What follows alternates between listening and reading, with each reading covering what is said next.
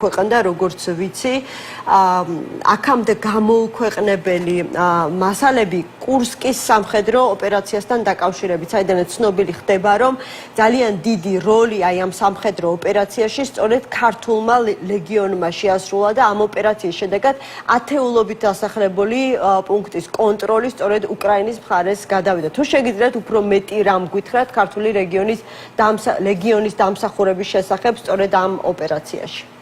მოგესალმებით, მადლობა დაბადებისთვის. მე შემიძლია გითხრათ, რომ ეხლა გახდა, ასე ვთქვათ, ცნობილი ფაქტები, რომელიც აქამდე დაფარული იყო და ჩვენს შეგნებულად არ ვახმოვანებდით, იმიტომ რომ ძალიან მნიშვნელოვანი იყო იმ დროისთვის არ გახმაურებული იყო, რომ საქართველოს მოქალაქეები აქტიურად შეტევაზე იყვნენ გადასულები და იმყოფებოდნენ რუსეთის ტერიტორიაზე, ოკუპანტის ტერიტორიაზე. ეს იყო ძალიან კარგად დაგეგმილი ოპერაცია, რომელშიც მონაწილეობდა ქართული ლეგიონი და ერთ-ერთი მნიშვნელოვანი როლი ჰქონდა და ეხლა ხანს მოხდა დოკუმენტური ფილმის გადაღება და ჩვენება თუ რა მიმართულებით იყო მიტანილი იერიში და საიდან იყო ქართული ლეგიონის ძალები შესული, უკრაინული ბრიგადები და ბატალიონები და ასე შემდეგ.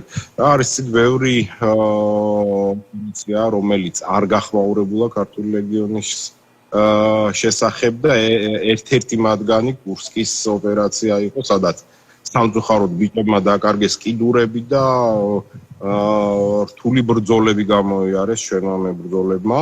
და ესენი არიან ის ქართველები, ვინც შევიდა მტრის ტერიტორიაზე და პირველად დადგა ფეხი მტრის ტერიტორიაზე. ისე რომ მე მგონია რომ ეს დამაყვა ნებისმიერი ქართველისთვის, ვისაც საქართველო უყვარს, ვინც შეიგრძნობს იგივე ტკივილს, ოკუპაციის ტკივილს, რასაც შევიგრძნობ ჩვენ და ძალიან მნიშვნელოვანი იყო ქართველმა დადგა პირველი ნაბიჯი რუსეთის ტერიტორიაზე, როდესაც დაიწყო ოპერაცია. როგორც ბელგოროდში, ისე კურსკში. ისე რომ მიგვიძღვის საკმაოდ მნიშვნელოვანი როლი ამ ოპერაციაშიც და ძალიან კარგად გაართვეს თავი ჩვენმა ბიჭებმა შემიძლია.